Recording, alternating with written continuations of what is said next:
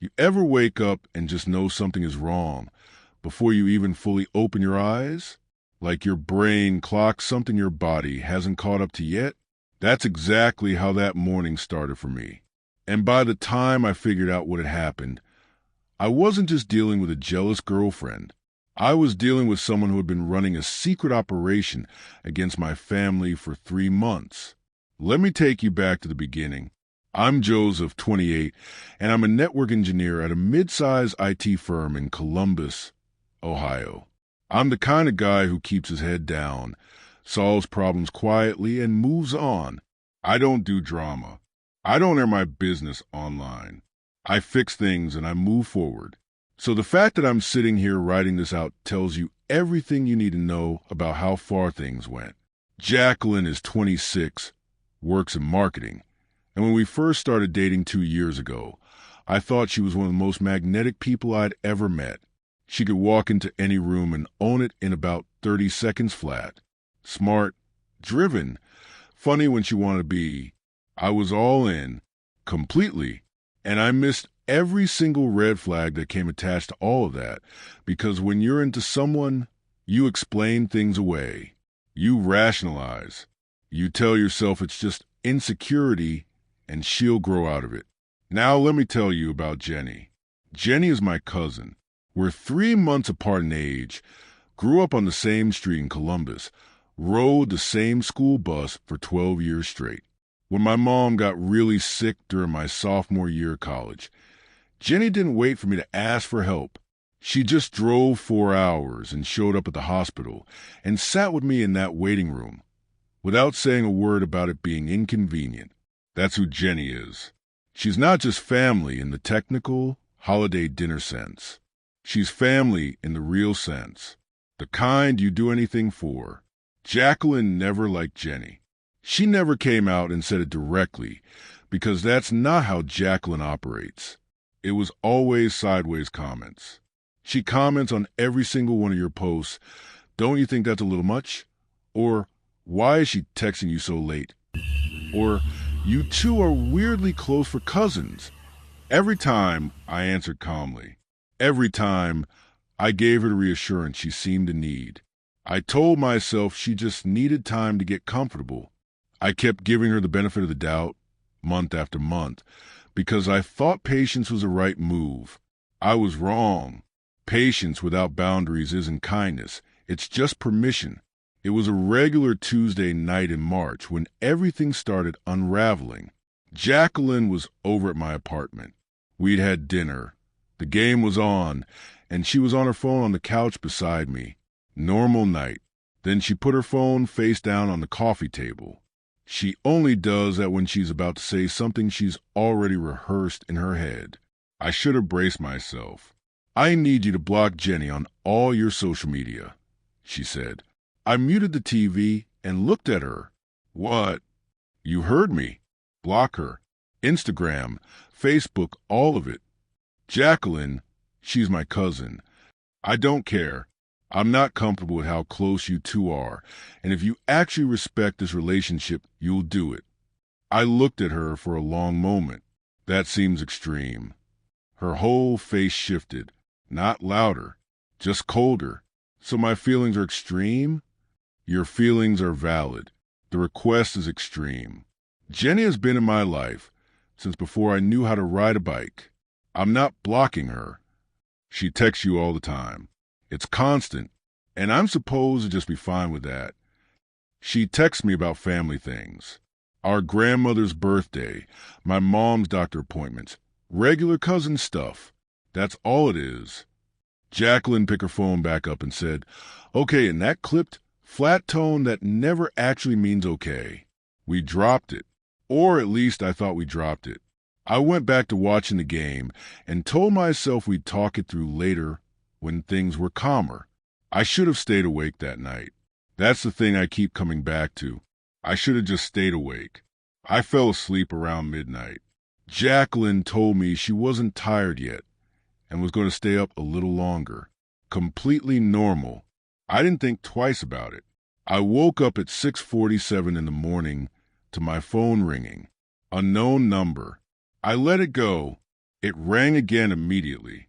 Then a text came in from Cassandra, one of Jenny's close friends, saying, "Jenny is really upset and she's been crying.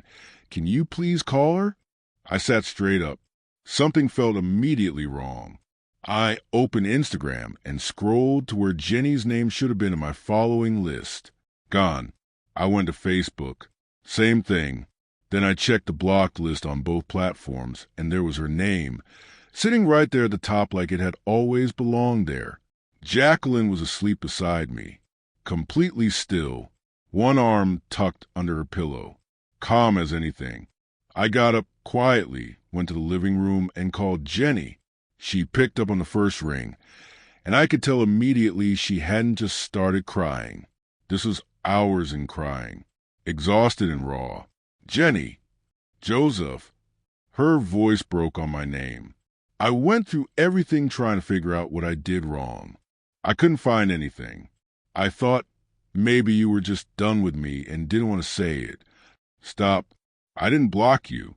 I was asleep. Jacqueline went into my phone and did it. Silence on her end.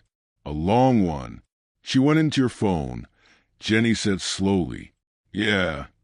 "While you were asleep." "Yeah." Another pause. And then, very quietly, "Joseph, that's not a jealousy thing.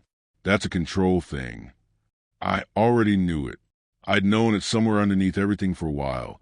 But hearing Jenny say it out loud while her voice was still wrecked from crying made it impossible to explain away anymore.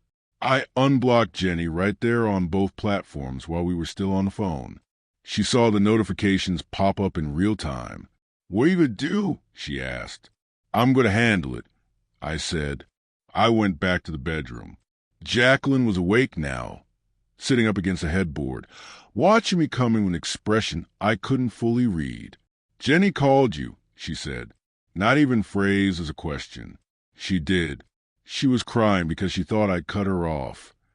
Jacqueline looked me dead in the eye and said, "Good." Just that.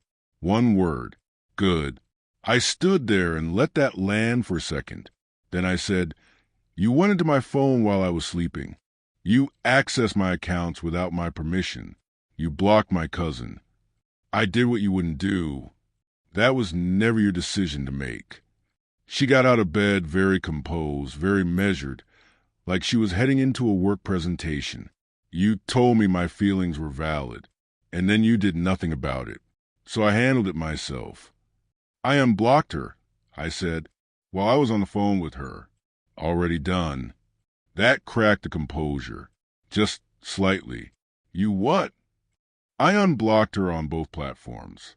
She's already been restored." She stared at me for a second and then grabbed her jacket off the chair. "Fine. If she matters more to you than I do, then I think you've made it pretty clear where this relationship stands." She walked out. The door didn't slam, which somehow felt worse than if it had. A slam is emotion. A quiet close is a decision. I stood in my apartment alone, and I thought, okay, that's probably the end of it. She'll cool off. I'll give it space, and we'll either talk it out or we won't. That's how it had gone before. I still didn't understand that the rules had completely changed. 2 days later, Jenny called me again. "I need to tell you something," she said, "and I need you to hear it before you get upset at me for not telling you sooner." "What's going on?" "Jacqueline has been messaging me, privately, for about 3 months. I sat down on my couch. "What kind of messages?" "At first, it was just weird little comments on my posts. Backhanded stuff, like barely anything you could point at directly. Then it moved to DMs. She told me that you had told her you were uncomfortable with how close we are, that you'd asked her to reach out to me and tell me to back off a little. Jenny, I never said that. I know that now. But at the time, I thought maybe you were just too awkward to say it to my face, and that you'd asked her to do it so it wouldn't be weird between us. So I did back off. You probably noticed I started texting less." I had noticed. I'd chalked it up to her being busy with work. I'd told myself that. I hadn't pushed it. Then about a month ago, she continued. She messaged me and said you two were basically done, that you were already looking for a way out of the relationship, and that if I actually cared about you, I'd stop being a distraction and give you space to sort things out with her. Joseph, I felt so guilty. I pulled back even more because I thought I was actually hurting you. I didn't say anything for a moment. I was just putting it all together. She used your love for me against you. I finally said, for 3 months, she made me feel like I was the problem, and I believed it. It wasn't impulsive. The night she went into my phone and blocked Jenny wasn't some emotional snap decision. That was the end of a 3-month campaign. She had been slowly, deliberately engineering a distance between me and my cousin by lying to Jenny about what I supposedly wanted. She used Jenny's own care for me as the tool to do it. And the whole time, she was sitting next to me at dinner and watching the game with me and acting completely normal. That was the moment I stopped thinking about whether the relationship could be saved. There was nothing left to save. Jacqueline called me that same evening. One of our mutual friends had apparently told her I'd been asking around, though I genuinely hadn't been. The fact that she immediately assumed I was digging told me she knew exactly what was sitting out there waiting to be found. I think we should talk in person, she said. Okay, I said. She came over the next afternoon. She walked in already in apology mode, which I recognized immediately as her getting ahead of the story before I could define it myself. I know I overstepped with the messages to Jenny, she started. I was insecure and scared of losing you, and I handled it in completely the wrong way. You told her I was uncomfortable with our relationship. That was a lie. I was trying to create some breathing room for us. You told her we were basically over. You used her feelings for me to convince her to pull away from me on her own. You didn't even have to ask me to do anything. You just made her feel responsible. Joseph, that wasn't one bad night. That was 3 months of calculated messaging. That was a strategy. She shifted. The apology face didn't disappear exactly, but something harder came through underneath it. You're acting like I committed some kind of crime. I was protecting my relationship by lying to my family member repeatedly over the course of 3 months. You wouldn't handle the situation. Someone had to. That phrase, someone had to, like she was the reasonable adult in the room, doing cleanup after my negligence, like she'd done me a favor. I need you to leave, I said. Joseph, we can work through this. I've made my decision. She stood up slowly. The composure was fully gone now. You're really going to throw away 2 years over your cousin. I'm ending things because you decided my boundaries were a problem for you to solve on my behalf, without my knowledge, for months. That's not something I can come back from. She left. That time the door did slam. And I thought, okay, that's done. Let it be done. I'll process it and move forward. I was wrong again. 3 weeks later, I started getting calls from a number I didn't recognize. Every time I answered, nothing, just quiet. When I texted it, no response. This happened 6 times across 5 days. I saved the number and started a log with dates and times of every call. Then my Instagram account got hit with a wave of false reports. Post flagged, account restricted, features limited. I barely post, maybe 4 times a year, all completely boring personal stuff. Nothing reportable. Someone was coordinating mass reports against my account from multiple profiles to trigger the platform's automated systems. Then Jacqueline showed up at my job. I work in an open plan office. Everyone sees the front lobby from their desks. She walked in, asked for me at the front, and when I came out, she started talking loudly enough for the whole floor to hear, about how I had been manipulating her, how I'd made her feel insecure on purpose, how I'd used her and then dropped her. My co-workers stopped working. My manager stepped out of his office. I could feel every set of eyes on me. I kept my voice completely steady. Jacqueline, I'm at work. This isn't the place. You won't pick up my calls. You won't respond to anything. So here I am.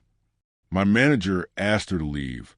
She started toward the door and then, right at the exit, loud enough to make sure everyone still heard, asked him why he's so obsessed with his cousin. Then she was gone. I went home that evening, and I made a decision. I was done being reactive. Every time I'd responded emotionally or tried to reason with her, she'd turn it into something she could use.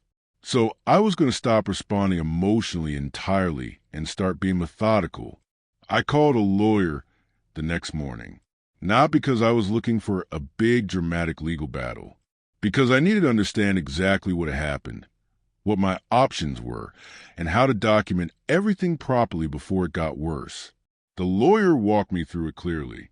In Ohio, accessing someone else's electronic accounts without authorization can fall under both the Federal Computer Fraud and Abuse Act and Ohio's own computer crime statutes, depending on the specific circumstances of how access was obtained.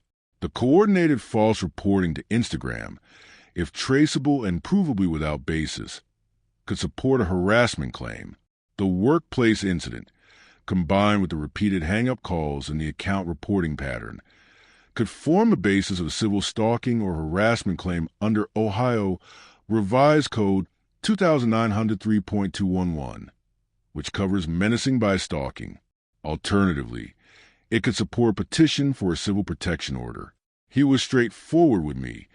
The options were real, but documentation was everything. I needed records. I needed a paper trail. So I built one. Jenny pulled every single message Jacqueline had ever sent her across Instagram and Facebook, screenshotted all of them with timestamps visible, and sent them to me organized in a folder. 3 months of messages, laid out in order, showing the whole progression from the subtle backhanded comments to the outright lies about where our relationship stood. I had the call log from my phone showing the unknown number. 6 calls over 5 days with no response when answered. I filed a detailed report with Instagram explaining the pattern of coordinated false reports against my account, and Instagram confirmed in writing that the reports had originated from a cluster of accounts sharing the same IP address. 2 co-workers who'd been in the office the day Jacqueline showed up agreed to write and sign factual statements describing what they witnessed. Neither of them had any stake in the situation. They just described what they saw and heard. I had everything organized and handed it to my lawyer, and he sent Jacqueline a formal cease and desist letter. The letter was clear and direct. Stop all contact with me. Stop all contact with Jenny. Stop any actions directed at my social media accounts or my professional environment. The letter also put her on formal notice that I had documentation of the unauthorized account access, the 3-month messaging campaign to Jenny, the workplace incident, and the hang-up call pattern, and that any continued behavior will result in civil legal action. The letter went out on a Friday. By Sunday, her attorney had drafted a response. They argued that I had willingly shared access to my phone with Jacqueline during the relationship, that her messages to Jenny were nothing more than a concerned girlfriend trying to address a relationship issue, and that the workplace visit was a single emotional moment from someone going through a difficult breakup. They were trying to get out in front of every piece of evidence before the story settled. I expected that. Jacqueline is smart, and she works in communications.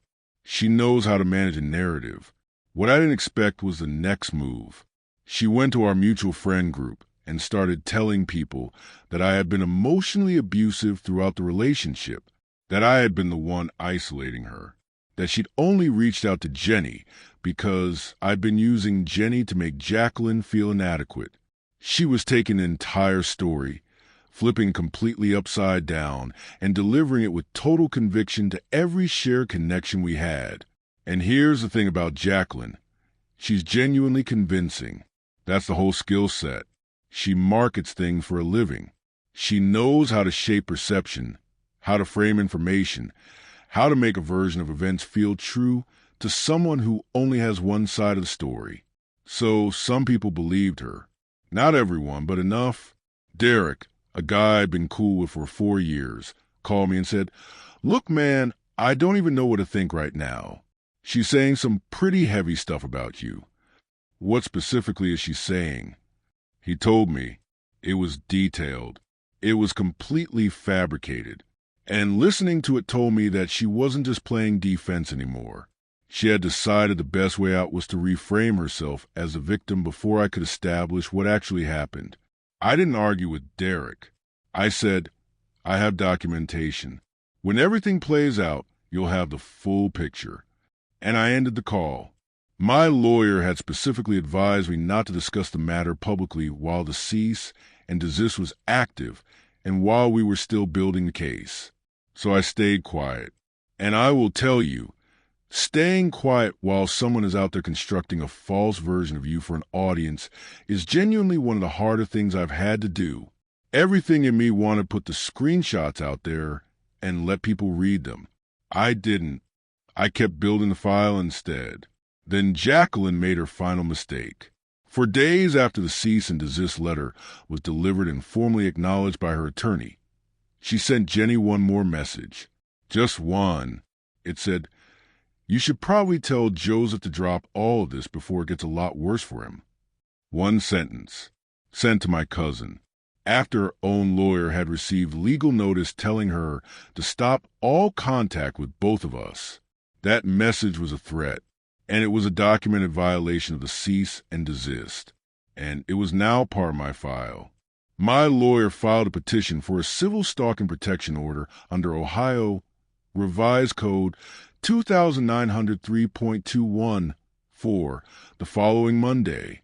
We submitted the complete documentation package of the filing, the evidence of unauthorized phone and account access, the full 3-month message history to Jenny with timestamps, the written confirmation from Instagram about the coordinated false reports, the signed co-worker statements about the workplace incident, the call log showing the hang-up pattern, and the post-cease and desist message Jacqueline had sent Jenny after receiving formal legal notice. The Franklin County Court Common Pleas issued a temporary protection order within 48 hours and scheduled a full hearing for 3 weeks out. Jacqueline's attorney filed a motion to dismiss, arguing that the contact had been isolated and that none of it met the legal threshold for stalking under Ohio law. The judge reviewed the filing and denied the motion. The hearing went forward as scheduled. I want to tell you what it felt like sitting in that courtroom. It felt very quiet. Not peaceful, just quiet in a way that felt final. Like everything that had been moving fast and loud for months had slowed down to something very deliberate and procedural. Jacqueline sat across the room and watched her own messages to Jenny get read into the official record one by one. She watched the Instagram documentation get entered as an exhibit. She heard one of my co-workers describe in calm, factual language exactly what the lobby scene had looked like from across the office floor. Her attorney argued that the relationship had been contentious on both sides and that my characterization of events was exaggerated. The judge read through the full record. All of it. The judge issued a civil protection order for 1 year under Ohio law. The order prohibited Jacqueline from contacting me or Jenny, from coming near my residence, and from coming near my workplace. Her attorney had pushed hard in the hearing for a mutual protection order, try and create an appearance of equal fault on both sides. The judge declined. The order ran one direction only. I didn't pump my fist. I didn't feel like celebrating. I just felt the specific exhaustion that comes after something you've been carrying for months finally gets set down. The professional fallout came a few weeks later, and I had nothing to do with it. Jacqueline works in marketing, and her reputation is essentially her product. When the civil protection order became part of the public court record, a lifestyle brand that had been one of her clients found it during a standard background review ahead of a contract renewal. They asked her to explain the circumstances. She apparently wasn't able to do so in a way that satisfied them. The contract wasn't renewed. Derek called me about 2 months after the hearing. He said he looked up the public court record after things kept not adding up to him. "I owe you an apology," he said. "I should have waited for the full picture, before forming any opinion. Yeah, I said, you should have. And I left it there. Not harshly, just honestly. We've talked a few times since. It's fine. But some things don't just go back to exactly where they were, and that's okay. Jenny and I are completely fine. More than fine, honestly. She came back to Columbus for my birthday in June. We took my mom out to dinner. Just the three of us at this Italian place we've been going since we were kids. It was completely ordinary. No drama. No fallout. Just what it had always been before all this started. Jacqueline showed me something I needed to see, even though the way she showed it to me was awful.